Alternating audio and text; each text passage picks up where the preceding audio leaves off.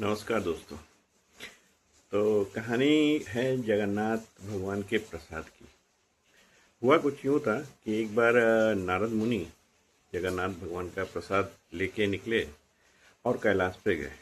कैलाश पे जैसे ही गए तो उनके सामने भगवान शंकर भोले बाबा थे। तो बोले कि क्या हुआ नारद जी, आप यहाँ पे? तो बोले कि प्रभु प्रसाद लेके आया हूँ। तो बोले प्रसाद, किसका प्रसाद? तो बोले कि प्रसाद लेके आया हूँ जगन्नाथपुरी से, जगन्नाथ भगवान का। तो बोले लाइए, मुझे भी दीजिए। तो प्रभु ने भी ग्रहण किया, भगवान शंकर ने भी वो प्रसाद खाया। जैसे ही प्रसाद उन्होंने खाया, प्रसाद खाने के बाद नारद मुनि और वो दोनों लोग नाचने लगे। एकदम मस्ती में अपने दोनों लोग नाच रहे हैं। नाचते नाचते कुछ देर हो गया तो पार्वती जी ने सोचा कि महादेव अभी तक आए नहीं, कहाँ गए।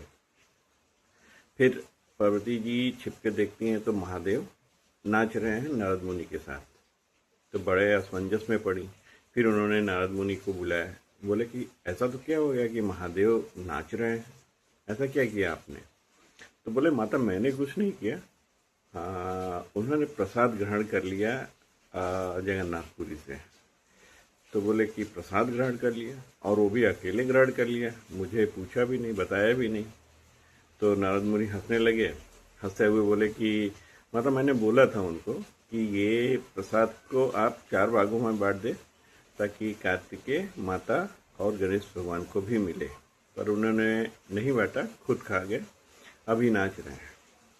तो माँ पार्वती गुस्सा हो गई। गुस्सा होके शंकर भगवान की तरफ देखी तो वो नाचते नाचते पार्वती माँ के पास आए। बोले कि क्या हुआ, क्यों नाराज हो आप?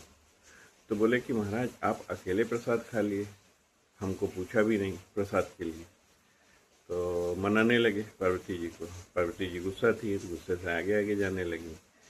फिर हाथ पकड़ा उनका और बोला कि देवी, अगर आप जब आपके जो रूप हो, तो जब आप के रूप हुए थे, मतलब आपके बॉडी जब कटी थी पार्वती के रूप में, अलग अलग स्थानों पे जब आपके आप शरीर के अंग गिरे थे, उस जगह पे एक जहाँ आपकी नाभि गिरी थी, वहाँ नाभि गिरे वाले जगह पे, गिरने वाली जगह पे आप जाके बैठ के तपस्या कीजिए तो आपको उसका फल जरूर मिलेगा।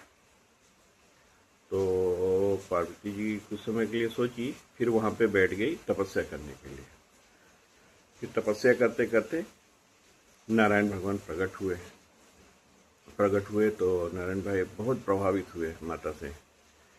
प्रकट होकर उन्होंने बोला कि माता, आपने मेरे लिए इतना प्रार्थना कर लिया, मेरे प्रसाद के लिए इतना प्रार्थना कर लिया, तो एक काम कीजिए, अभी मेरे ऊपर जो प्रसाद होगा वो तब तक परिपूर्ण नहीं होगा जब तक आप उसको ग्रहण नहीं कर लेंगी, पा नहीं लेंगी।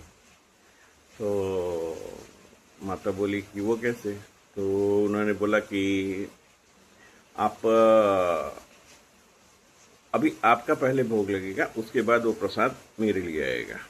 फिर उन्होंने आज भी जगन्नाथ भगवान का जब आप प्रसाद लगता है तो पहले बिमला देवी का को प्रसाद चढ़ाया जाता है, उसके बाद जगन्नाथ भगवान को वही प्रसाद लगता है।